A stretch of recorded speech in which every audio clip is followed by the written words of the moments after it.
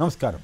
Live షోకి స్వాగతం. ముందుగా అతిథుల పరిచయం. శ్రీ దారా గోపి గారు, సీనియర్ పాత్రికేయులు, ప్రముఖ విశ్లేషకులు, టైమ్స్ ఆఫ్ ఇండియా మాజీ అసిస్టెంట్ ఎడిటర్.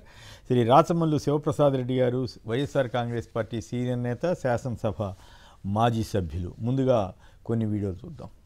పులివెందుల జెడ్పీటీసీ పరిధిలో జరుగుతున్న ఎన్నికల్లో నేను అచ్చిరెల్లి గ్రామం నుంచి మాట్లాడుతున్నాను. మా ఊర్లో ఎన్నికల ఏజెంట్లను కానీ ఓటు వేసే వాళ్ళని కానీ ఊరు ఎన్నికల వరకు పోలింగ్ వరకు కూడా వెళ్లకుండా పోలింగ్ జరుగుతున్న ప్లేస్లో పేపర్ని చింపేసి ప్రజలందరినీ భయాందోళనకు గురి చేసి వాళ్ళని ఎవరిని రానికుండా చేస్తున్నారు. చాలా రౌడీయిజం చేస్తున్నారు. అసలు ఎన్నికలే జరగనివ్వట్లేదు. పోలింగ్ పేపర్స్ని తీసుకొని వాటిని చించేసి మా దగ్గర ఉన్న స్లిప్స్ అన్నిటినీ కూడా వాళ్ళు వెనక్కి తీసుకుంటున్నారు. థర్డ్ ఫోర్త్ బూత్లలో మేము ఏజెంట్గా ఉన్నప్పుడు వెళ్ళాము. 7 మెంబర్స్ వరకు వాళ్ళందరూ ఏమన్నారంటే ఎక్కడ ఏజెంట్లను మేము రానివ్వలేదు, ఇక్కడ కూడా వద్దని వెనక్కి పంపించారు. కాబట్టి మేమైతే ఓటు హక్కును కూడా వినియోగించుకోలేదు. అనవసరంగా ఎవరు ఓటేసి పోయినా కానీ కొట్టడం దబ్బడం ఇదంతా చాలా అత్యాగమాదిరి ఉంది సార్. దారుణం ఇది. రాజకీయంలో రిటైర్మెంట్ ఉండదు. యాది పెట్టుకో, రాజకీయంలో రిటైర్మెంట్ ఉండదు. నేను విద్యా సంస్థలు దేశమంతా ఓపెన్ చేస్తా అని చెప్పినా. రాజకీయంలోకి నువ్వు ఒక ఆయన అడిగిండు, విలేకరు తమ్ముడు అడిగిండు ఏంటంటే నువ్వు బీజేపీలోకి పోతావా, తెలుగుదేశంలో పోతావా అని అడిగితే నేను ఏ దేశంలో పోను, ఏ పార్టీలో పోను, నేను ఇంకా నాకు 3 ఏళ్ళు ఉంది, 73 సంవత్సరాలు ఉంది అని చెప్పిన. జపాన్లో రిటైర్మెంట్ లేదు, నాకు కూడా రిటైర్మెంట్ లేదు. అవి వీడియోలు. ఇక వార్తల్లోకి వెళ్దాం. తెలంగాణ వార్తలు చూస్తే 72 గంటలు హై అలర్ట్. 3 రోజుల పాటు ప్రభుత్వ ఉద్యోగుల సెలవులు రద్దు. భారీ వర్ష సూచన నేపథ్యంలో ముఖ్యమంత్రి రేవంత్ రెడ్డి ఆదేశాలు. స్కూళ్లు, కాలేజీ సెలవులపై కలెక్టర్లు నిర్ణయం తీసుకోవాలని, ఐటీ ఉద్యోగులకు వర్క్ ఫ్రం హోమ్ జరిగేలా చూడాలని కూడా ఆయన సూచించారు. ఖజానా కొల్లగొడదామని చందానగర్లో ఖజానా జ్యువెలరీస్లో భారీ చోరీ. ఇవ్వాల్సింది 248 కోట్లు, ఇచ్చింది 50 కోట్లు. ఉపాధి కూలీలకు 7 నెలల్లో అందింది కేవలం 6,000 అంటూ కథనాన్నిచ్చారు. రేవంత్ను సీఎం చేశారుగా, మా అన్నదమ్ములిద్దరికీ మంత్రి పదవి ఉంటే తప్పేంటి, పార్టీలో చేర్చుకునేటప్పుడు సమీకరణలు ఎందుకు గుర్తుకు రాలేదని మరోసారి ప్రశ్నించిన కోమటిరెడ్డి రాజగోపాల్ రెడ్డి సీనియర్ ఎమ్మెల్యే. ఇక ఆంధ్ర వార్తలకు వెళ్తే పోలీసు రాజ్యంలో పచ్చమూకల రిగ్గింగ్. బందిపోట్లను తలపిస్తూ నిర్బంధాలు, తాలిబన్లను తరపిస్తూ బెదిరింపులు. అత్యంత దుర్మార్గంగా పులివెందుల ఒంటిమిట్ట జడ్పీటీసీ ఎన్నికల పోలింగ్. ఓట్ల దొంగలు. పులివెందుల్లో గెలుపు కోసం చంద్రబాబు సర్కార్ అడ్డదారులు. మీ కాళ్ళు పట్టుకుంటాం, మా ఓట్లేమయ్యాయి. పులివెందుల మండల ఓటర్ల ఆక్రోశం. కాల్చి పారేస్తా నా డాష్ డాష్ డాష్ ఇక్కడ రాశారు. కానీ ఒక డిఎస్పీ గారి అత్యుత్సాహం. పార్టీ ఆఫీస్కి వెళ్ళారు ఏంటో మరి నాకు అర్థం కాలేదు. డిఐజీ గారు, ఎస్పీ గారు వీళ్ళందరూ వెళ్ళారంట. మరి ఎందుకు వెళ్ళారు ఏం పాడు. నేడు వైఎస్ జగన్ మీడియా సమావేశం. ఒంటిమిట్టలోనూ అరాచకమే. దక్షిణ కోస్తా, రాయలసీమలో భారీ వర్షాలకు అవకాశం. 4 సెమీ కండక్టర్ల ప్రాజెక్టులకు కేంద్రం ఓకే. అందులో ఒకటి ఆంధ్రప్రదేశ్కి కూడా కేంద్రం ఇవ్వబోతోంది. ఇక ఈ దారుణం ఏంటంటే అందుకే వీళ్ళని మురికి మీడియా అనేది ఇంత నీచంగా గందరగోళంగా జరిగితే వీళ్ళు రాస్తారు చూడండి. తెలుగుదేశం మీడియా వాగ్వాదాలు, ఘర్షణలు, నిరసనలు. పులివెందుల ఒంటిమిట్ట జడ్పీటీసీ స్థానాలకు ముగిసిన ఎన్నికలు. పలు చోట్ల వైకాపా శ్రేణుల కవ్వింపు చర్యలు. టీడీపీ కార్యకర్తలు అడ్డుకోవడంతో రాస్తారు ఒకరు. ఎందుకంటే అధర్మమైన వార్త ఏమైనా ఉంటుందా? ఇందుకోసమైన పేపరు. అందుకే ఈనాడు అబద్ధాల నాడుగా మారిందని విమర్శిస్తారు. ఎక్కడన్నా జరిగితే పలానా చోట జరిగింది ఇట్లా అని చెప్పొచ్చు. కానీ మొత్తం అసలు ఆడవాళ్ళు కాళ్ళు పట్టుకొని మా ఓట్లు మమ్మల్ని వేసుకొని ఉండని జనం కాళ్ళు పట్టుకునే పరిస్థితి ఉంటే అవినాష్ రెడ్డి 120 కిలోమీటర్లు ఇష్టారాజ్యంగా తిప్పితే అక్కడ జనం తిరగబడితే ఎందుకు తీసుకెళ్తున్నారు అడిగితే దించేస్తే వీళ్ళు ఇంత అరాచకంగా అడ్డుగోలుగా అవినాష్ రెడ్డి రోజంతా నానా యాగి చేశారంట. చీ చీ చీ చీ చీ ఈనాడు పేపర్కి అంత కరం పట్టింది. ఇంత అసహ్యంగా వాస్తవాలు రాయడానికి. ఇటువంటి వార్తల్లో వాస్తవాలు రాయకపోతే ఇంకా తెలుగుదేశం పార్టీలో డైరెక్ట్గా చేరిపోతే బెటర్ కదా, అబద్ధాలు రాసే బదులు ఇట్లా. తర్వాత పులివెందులకు ఓట్ల స్వాతంత్రం అంట. ఇంకొక ఏలో మీడియా మురికి వార్త. నిజంగా ఈ మధ్యకాలంలో అసలు ఎప్పుడైనా ఇట్లాంటి ఆరోపణలు వచ్చినాయా? మరి కుప్పంలో ఏం జరుగుతుందో అందరికీ తెలుసు. మరి అక్కడ మాత్రం చాలా స్వేచ్ఛగా జరుగుతున్నట్టుగా వీళ్ళు రాస్తారు. ఇక్కడ మాత్రం చాలా స్వేచ్ఛగా పోలింగ్ జరిగిందని అంత పచ్చి అబద్ధాలను రాస్తున్నారు వీళ్ళు. తర్వాత 2 జడ్పీటీసీ సీట్లను లాక్కునేందుకు అరాచకం చేశారని జగన్ ఆరోపణ అంటూ మాజీ సీఎం జగన్ ఆరోపణ. 4 ఏళ్ల తర్వాత పోలీసులు ఉద్యోగులు ఉండరు. అవే కాకి దుస్తులతో పోస్ట్ మ్యాన్గా ఉంటారని వైకాపా మాజీ ఎమ్మెల్యే రాచమల్లి శివప్రసాద్ రెడ్డి గారు అన్నారంట. దాంట్లోంచి ఎక్కడో ఆయన అన్నదంతా మిగతాంతా వదిలేసి ఒక పదాన్ని తీసుకొచ్చి జాగ్రత్తగా ఆయనకి ఏదైనా వ్యతిరేకత రావాలనేమో కోరిక. ప్రజాస్వామ్యం గెలిచింది నారా లోకేష్ గారు అన్నారట. అది ఆయన లోకేష్ మార్క్ రెడ్ బంక్ రాజ్యాంగం అది అట్లా ఉంటుందన్నమాట.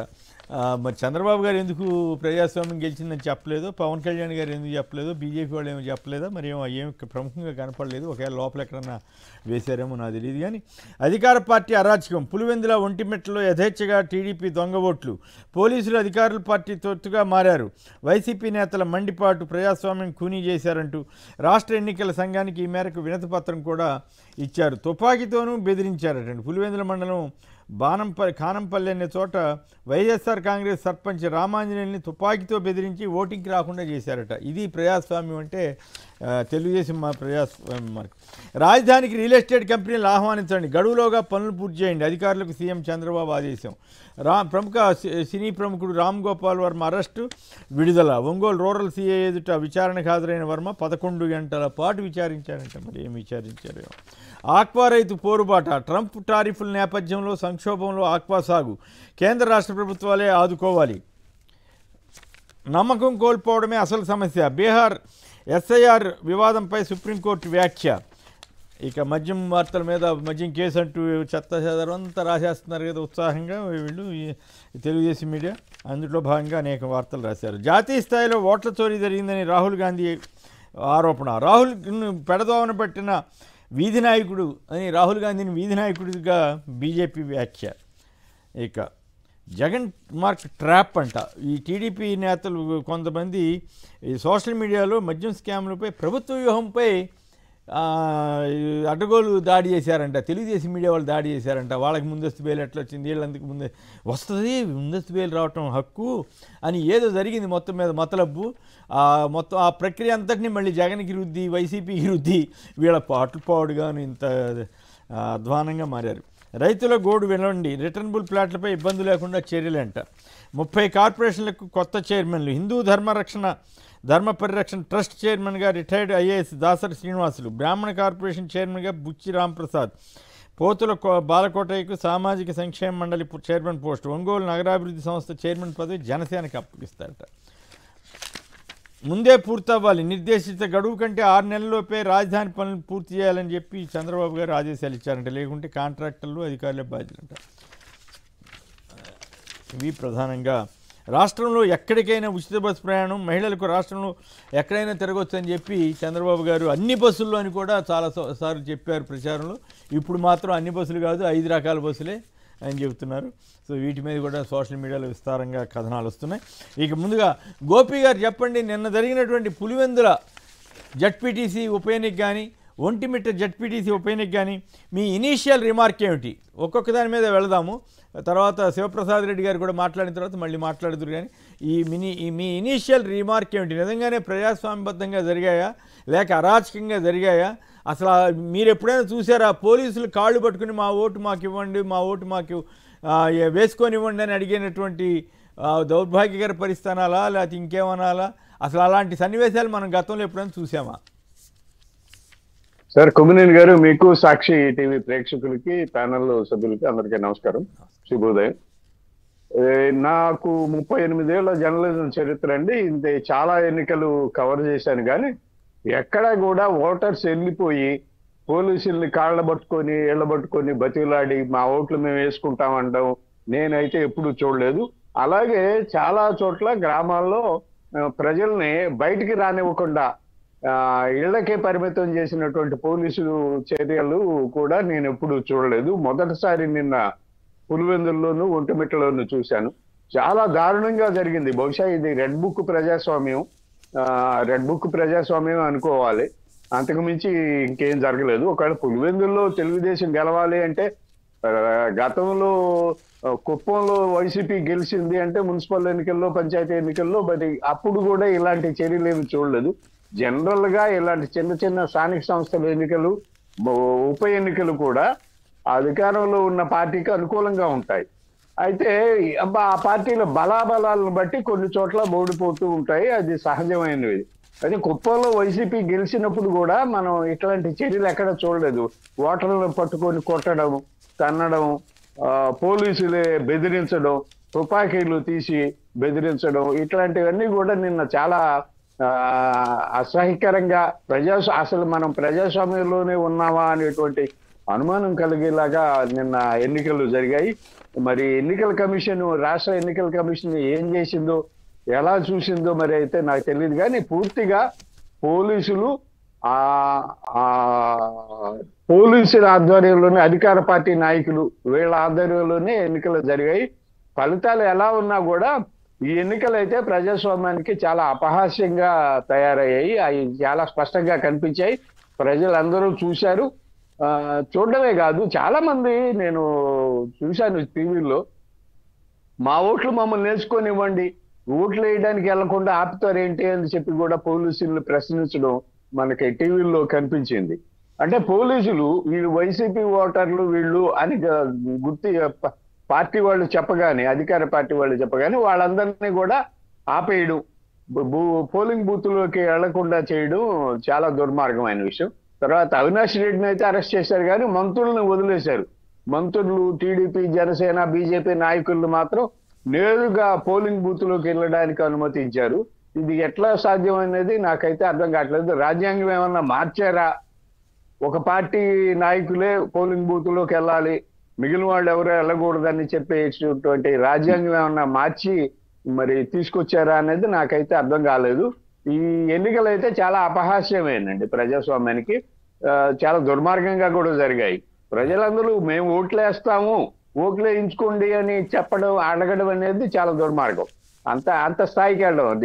ఎన్నికల కమిషను ప్రజలందరూ ఓట్లు వేయండి, ఓటు హక్కు వినియోగించుకోండి, 90% ఓటింగ్ రావాలి, పోలింగ్ పర్సంటేజ్ అని చెప్పిన నేపథ్యంలో మరి ఇప్పుడైతే ప్రజలు ఓట్లు వేయడానికి పోలీసులను బతిలాడుకునే పరిస్థితి అంటే చాలా దుర్మార్గం, దారుణం అన్నమాట. ఇది ప్రజాస్వామ్యం అయితే అనిపించడం లేదండి. రైట్. పూర్ణచంద్రరావు గుంటూరు నుంచి. పూర్ణచంద్రరావు నమస్కారం, మాట్లాడండి. నమస్కారం అండి. నమస్కారం. రేపు 2029 ఎన్నికల్లో వైసీపీ ప్రభుత్వం ఖచ్చితంగా వచ్చిందండి. ఒక 6 నెలలు జగన్ గారు సీఎం గా ఉండకూడదండి. ఫస్ట్ 6 నెలలు అదేం లెక్క, అదేం ఆలోచన అంటే వీటన్నిటికీ సమాధానం ఇప్పుడు జరిగే సమాధానం రావాలి అంటే ఆయన కామ్ గా ఊరుకుంటాడు, గొడవలు ఏం జరగనివాడైనా మీ ఉద్దేశం? ఆయన తత్వం కాదండి. వీళ్ళు ఇంత చేసినా ఆ తత్వం ఆయన కాదు. ఒక 6 నెలలు వేరే వాళ్ళకి అప్పచెప్పారండి, తర్వాత ఆయన చూసుకోవాలండి. సరే, ఎట్లయితే తమాషాగా ఉంది మీ ప్రతిపాదన. ఓకే, గోపి గారు చెప్పండి. ఇప్పుడు ఈయన లోకేష్ గారు ఏమంటారంటే ప్రజాస్వామ్యం గెలిచిందంటారు, మీరేమంటున్నారు? అదే అంటే రెడ్ బుక్ ప్రజాస్వామ్యం గెలిచిందనేది చాలా స్పష్టంగా తెలుస్తుంది. లోకేష్ మొత్తంగా ఈ 2024 ఎన్నికల తర్వాత అధికారంలోకి వచ్చినప్పటి నుంచి కూడా లోకేష్ ఆధ్వర్యంలో నడుస్తున్న ప్రభుత్వంలో ఇటువంటి అటాక్స్, ప్రతిపక్ష నాయకులను టార్గెట్ చేసి దాడులు చేయడం అనేది చాలా సర్వసాధారణం అయిపోయింది. ఇది ఏదో మామూలుగా అయితే గ్రామాల్లో ఎన్నికలు జరిగిన 2-3 రోజులు, ఒక 6 రోజులు ఇట్లాంటి దాడులు ఉంటాయి ప్రతిపక్ష ఓడిపోయిన పార్టీ నాయకుల పైన. కానీ ఇప్పుడు 1.5 గడిచినా కూడా ఇంకా అట్లాంటి దాడులే జరుగుతూ ఉన్నాయి.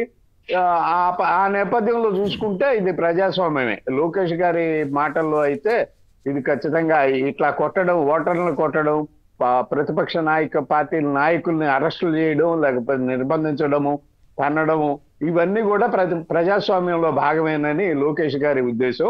లోకేష్ గారి ఉద్దేశాన్ని మరి ప్రజలు ఎంత మేరకు ఆమోదిస్తారు ఇవన్నీ చూశారు కాబట్టి రాష్ట్ర వ్యాప్తంగా చూశారు. నిన్న పులివెందులో, ఒంటిమిట్లో ఏం జరిగింది, పోలింగ్ సరళి ఎట్లా ఉంది, పోలింగ్ పద్ధతి ఎట్లా ఉంది అనేది స్పష్టంగా చూశారు కాబట్టి వాళ్ళు నిర్ణయిస్తారు.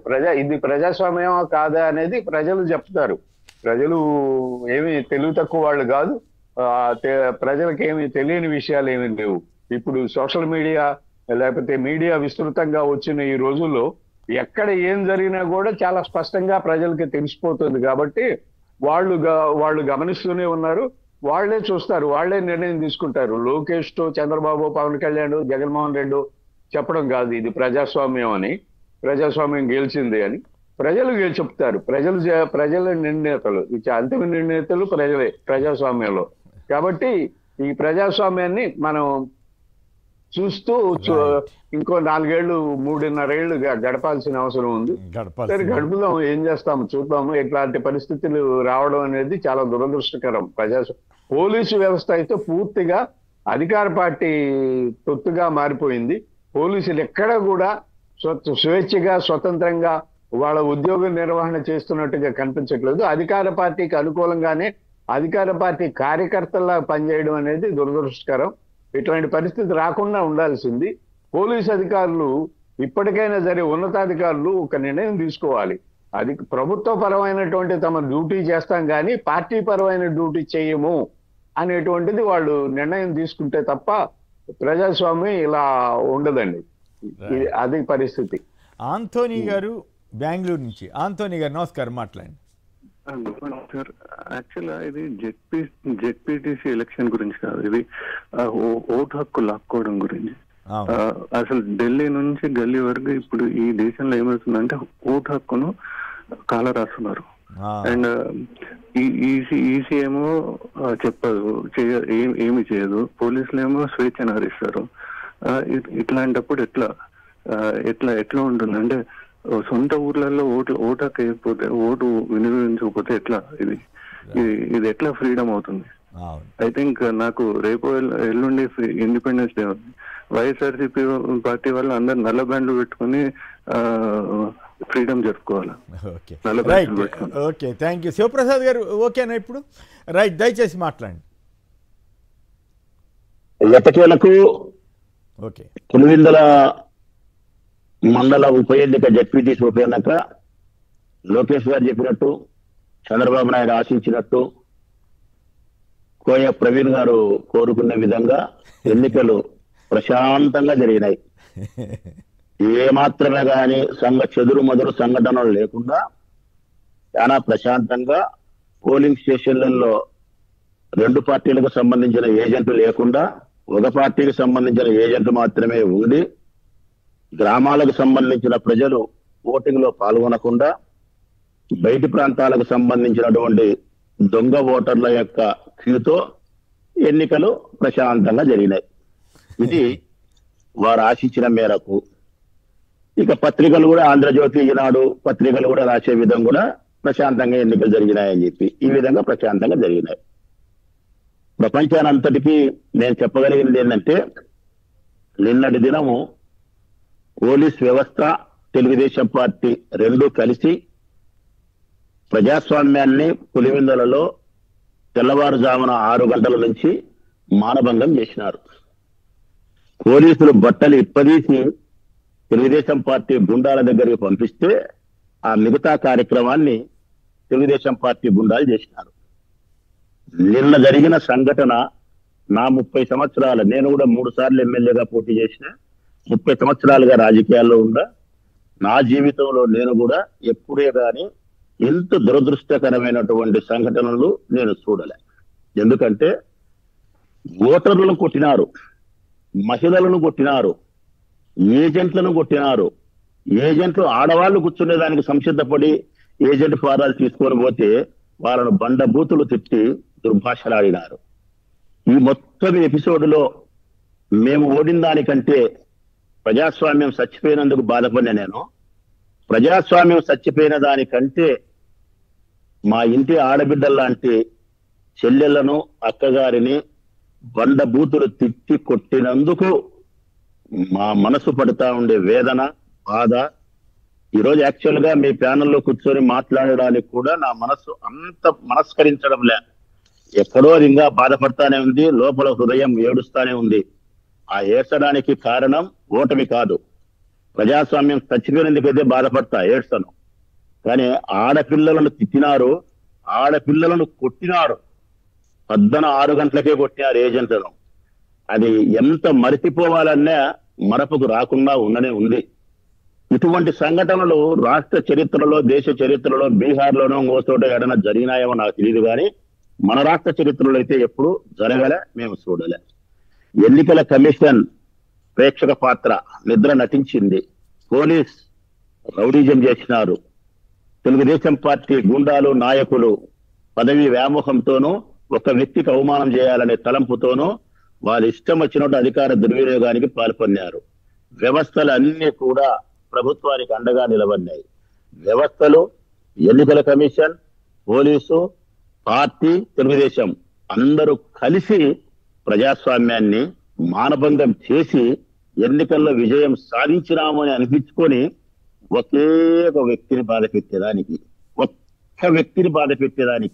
ఒక్క కుటుంబానికి అవమానం చేసేదాని కోసం యావత్ ప్రభుత్వం, ఎన్నికల కమిషన్, పోలీస్ వ్యవస్థలు అన్ని పనిచేసి జగన్మోహన్ రెడ్డి గారికి అవమానం కల్పించాలని.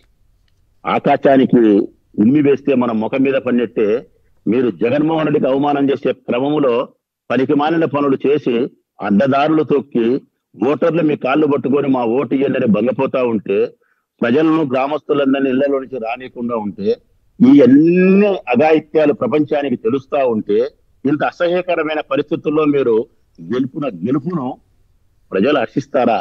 జగన్మోహన్ రెడ్డికి అవమానమా, మీకు అవమానమా? పనికిమాలిన పనులు చేసినందుకు మీకు అవమానం అయితే తప్ప జగన్మోహన్ రెడ్డికి వైఎస్ఆర్ కాంగ్రెస్ పార్టీకి జరిగే అవమానం ఏమీ లేదు.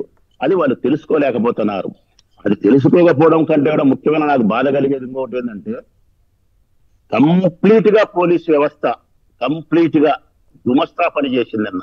గుమస్తా పని, జీతం తీసుకొని గుమస్తా ఎట్లయితే అంగట్లో పని చేస్తాడో వాళ్ళ యజమాని చెప్పినట్టు ఇక్కడ కూడా తెలుగుదేశం పార్టీ వాళ్ళ యజమానిగా భావించి గుమస్తా మనస్తత్వంతో పోలీసులు ప్రజాస్వామ్యాన్ని పాత్ర వేసినారు.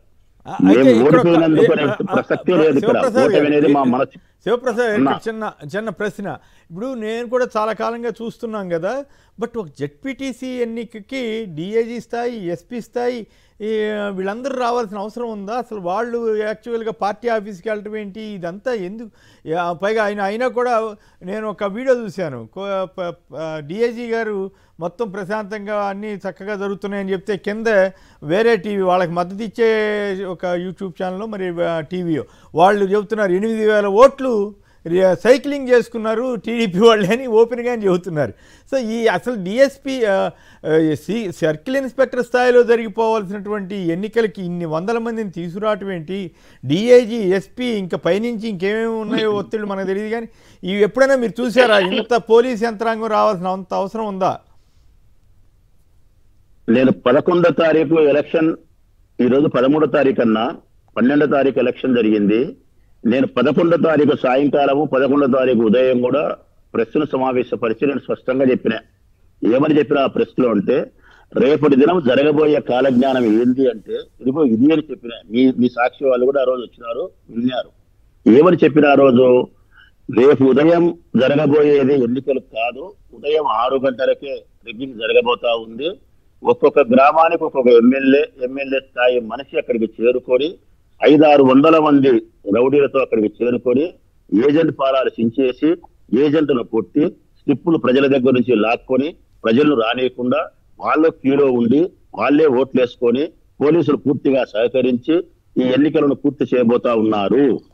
వీరికి ఒక డిఎస్పీ స్థాయి నేతృత్వంలో ఒక సిఐ, 2 ఎస్ఐలు చేయాల్సిన ఒక చిన్న ఉప ఎన్నికను డిఐజీ కోయ ప్రవీణ్ గారు వచ్చి ఇక్కడ తిష్ట వేసినారంటే ప్రజాస్వామ్యాన్ని రక్షించడానికైతే నేను ఆహ్వానిస్తా, ప్రజాస్వామ్యాన్ని భక్షించడానికైతే బాధపడతా.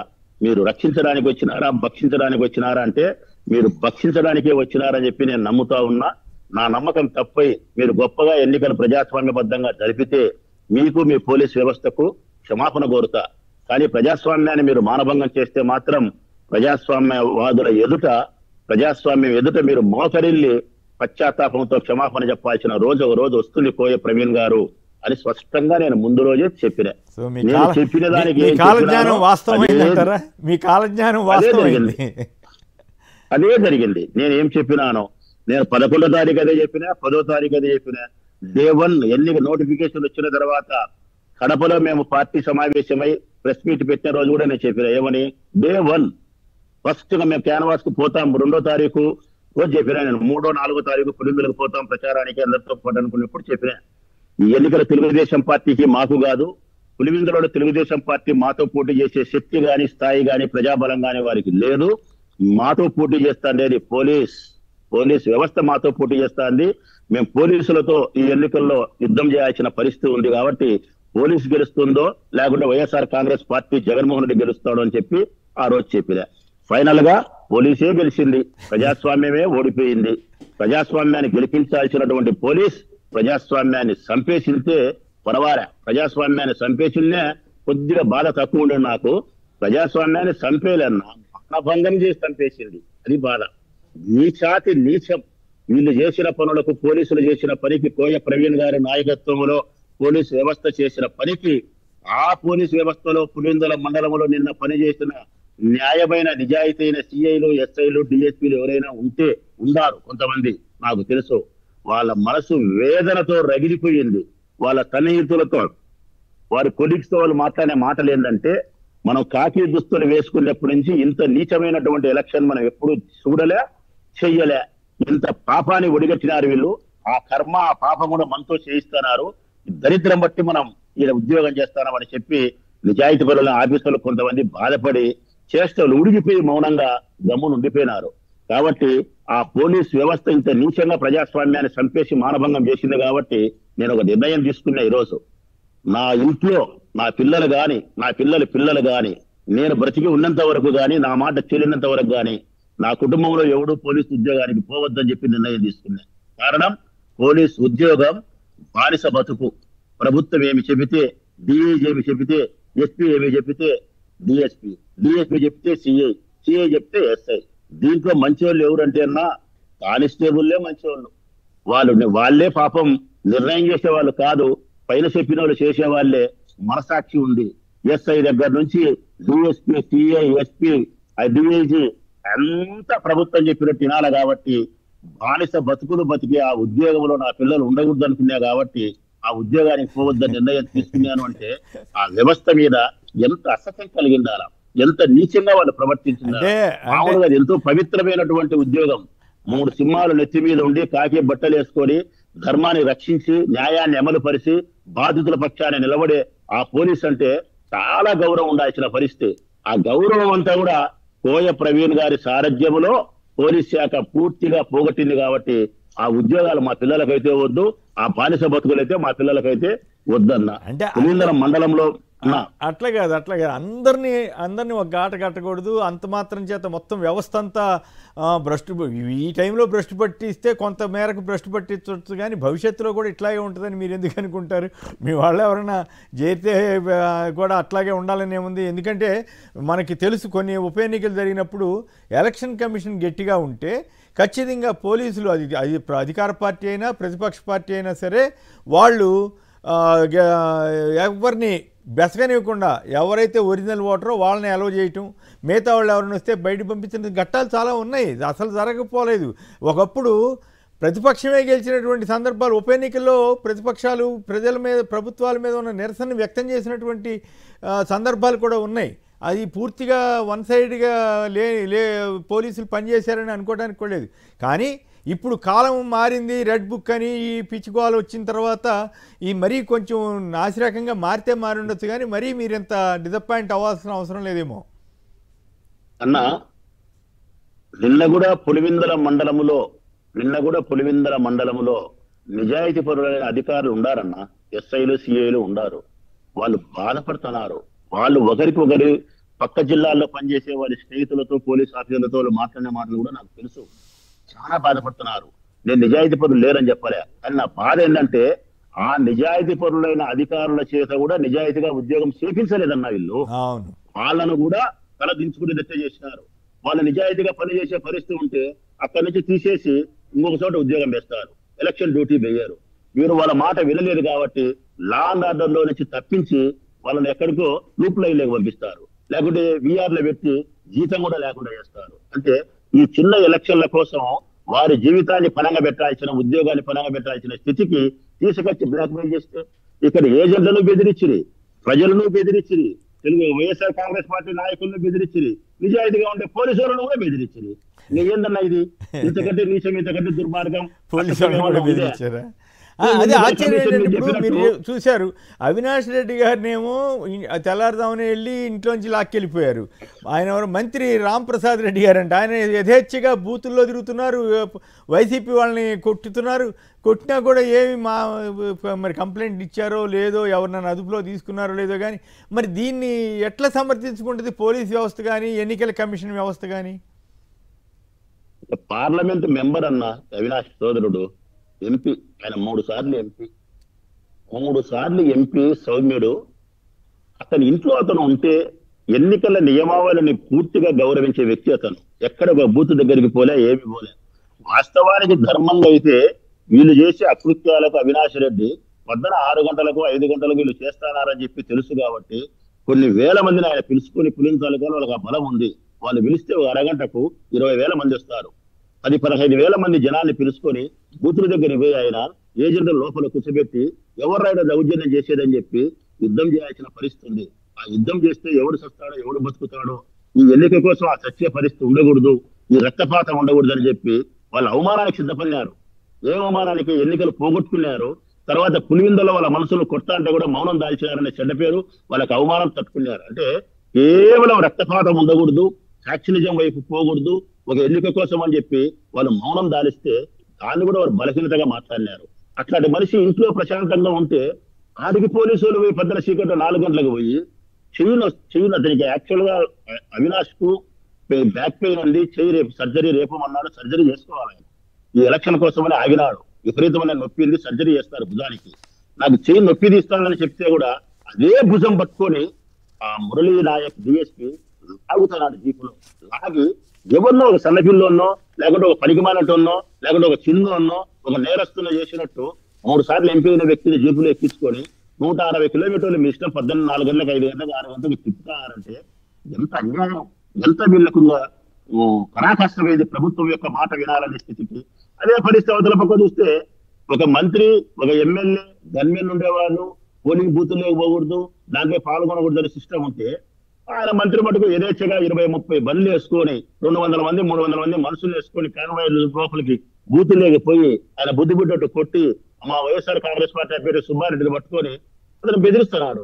బెదిరించి మాట్లాడుతున్నాడు. నిన్ను కొట్టినా కుక్కను కొట్టినా ఒకటి అంటున్నాడు ఆయన. నిన్ను కొట్టినా కుక్కను కొట్టినా ఒకటే అని బెదిరించి మాట్లాడి ఓట్లు వేసుకుంటూ ఆయన పోతే కేసు లేదు, బాసు లేదు, ఎవరు పట్టించుకునే వాళ్ళు లేరు. ఆడ హోమ్ మినిస్టర్ గారేమో పెద్ద పెద్ద ఉపన్యాసాలు, ఆయన ట్విట్టర్ లో ఆయనేమో చంద్రబాబు నాయుడు గారు వాళ్ళేమో ప్రజాస్వామ్యం వికసించింది, పులిందల్లో ప్రజాస్వామ్యం ప్రజ్వరిల్లింది, దాంట్లో చాలా కుసుమాలు వికసించినాయి, ఎప్పుడు ఓటేసుకొని అంటున్నారు. ఎప్పుడు ఓటు వేయకుండా రిగ్గింగ్ చేసింటే గతంలో జెడ్పీటీసీగా సింహాద్రిపురం మండలానికి ఎప్పుడో 20 ఏళ్ల కిందటే తెలుగుదేశం పార్టీ తెలియని పోరెడ్డి ప్రభాకర్ రెడ్డి పోటీ చేస్తే గెలిచినాడు. మరి పోరెడ్డి ప్రభాకర్ రెడ్డి సింహాద్రిపురం మండల జెడ్పీటీసీగా ఆనాడు పోటీ చేసి ఎట్లా గెలిచినాడు? ఎన్నికలు ప్రశాంతంగా జరగకుంటే. మరి సతీష్ రెడ్డి 3-4 సార్లు పోటీ చేసినాడు. 1000 ఓట్లు 60,000, 50,000, 70,000 ఓట్లు ఎట్లా వచ్చినాయి? రాజశేఖర రెడ్డి మీద పోటీ చేసినప్పుడు బాలస్వామి రెడ్డికి దాదాపుగా 5,000, 10,000 తప్పితే ఎన్టీఆర్ ఉన్నప్పుడు గౌరవప్రదమైన ఓట్లు దగ్గర ఓట్లు వచ్చినాయి బాలస్వామి రెడ్డికి, అనామకుడిగా ఆయన పోటీ చేసిన బుద్ధుడికి. మరి నిన్న పోటీ చేసినారు జగన్మోహన్ రెడ్డి గారి పైన, ఎందుకు వారికి 60,000, 50,000 ఓట్లు వచ్చినాయి? రిగ్గింగ్ చేస్తుంటే ఎన్ని వాళ్ళు మాట్లాడే మాటలు తప్పుడు మాటలు.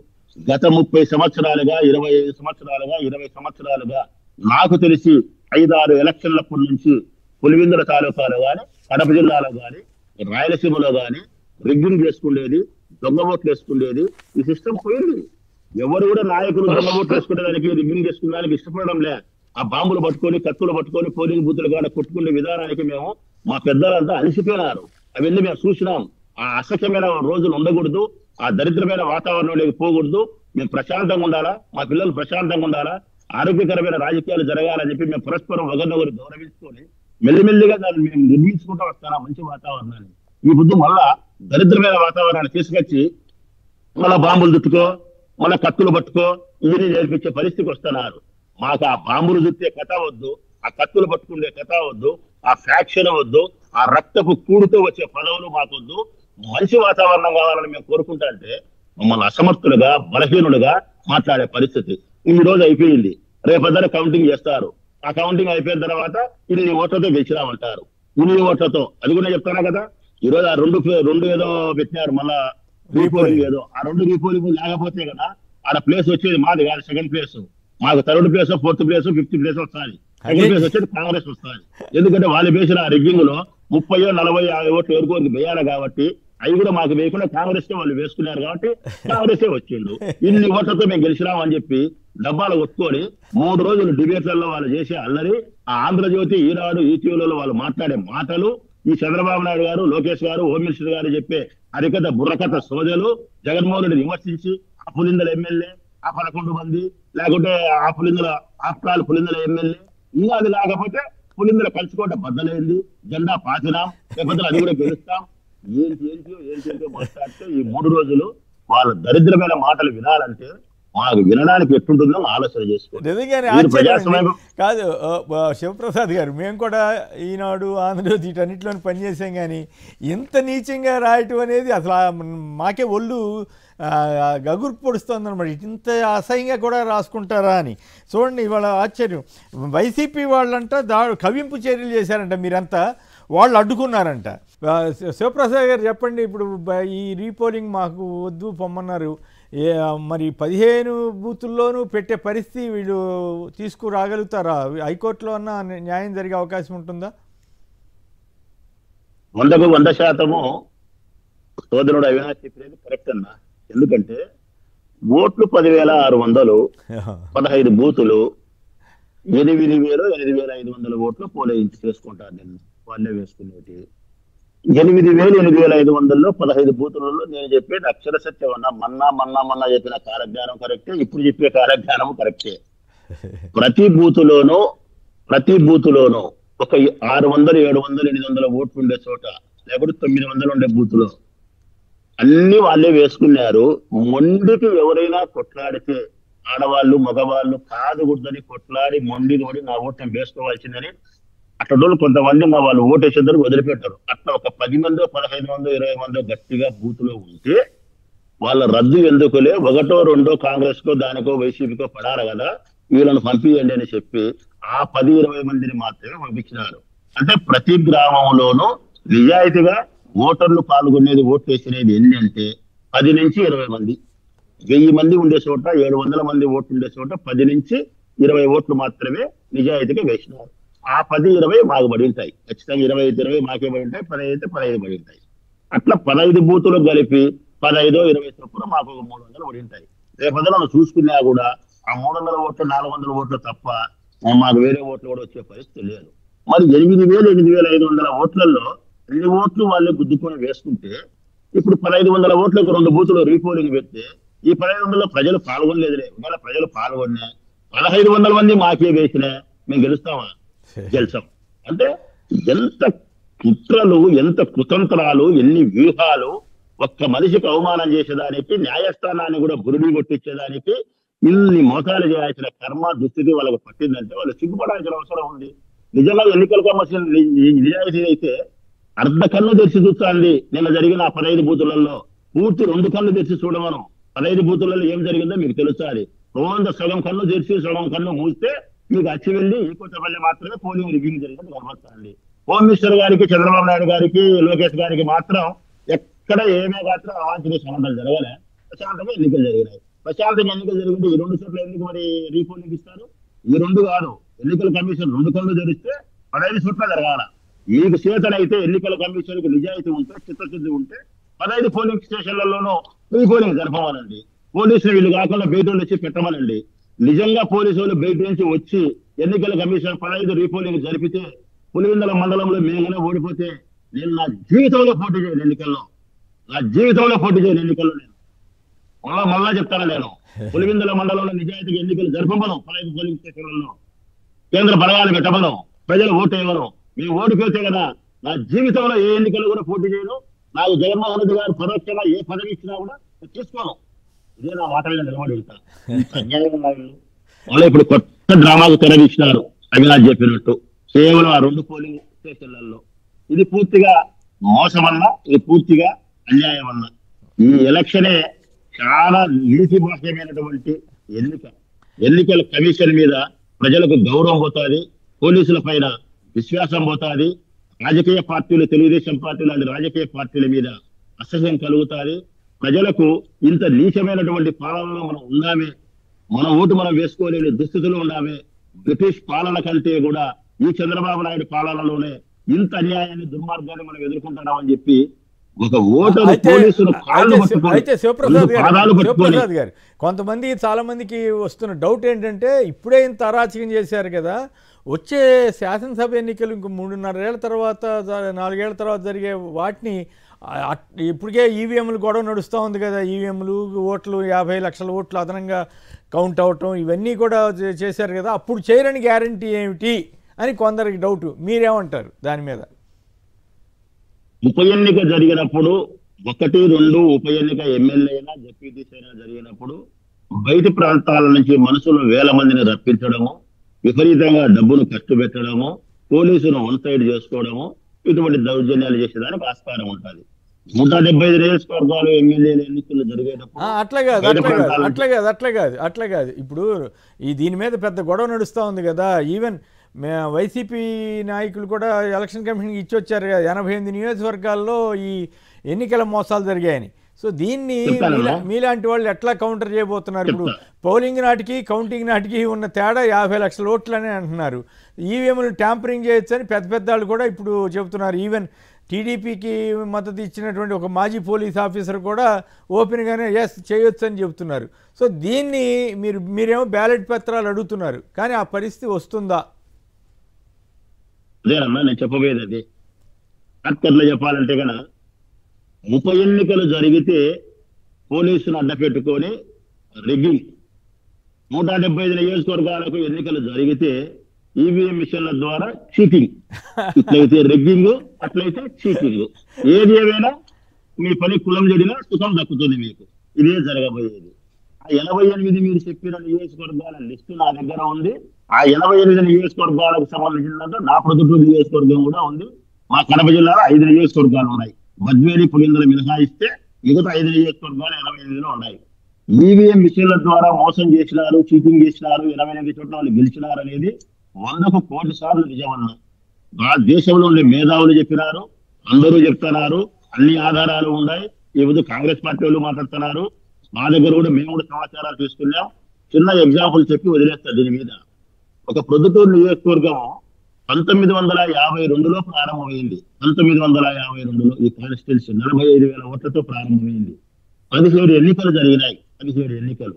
ఈ 52లో ప్రారంభమైనటువంటి శాసనసభ ఎన్నికల్లో ప్రతి ఎన్నికలు ఎన్ని ఓట్లు లేదు, ఎన్ని పోలు అనేది నా దగ్గర లిస్ట్ ఉంది.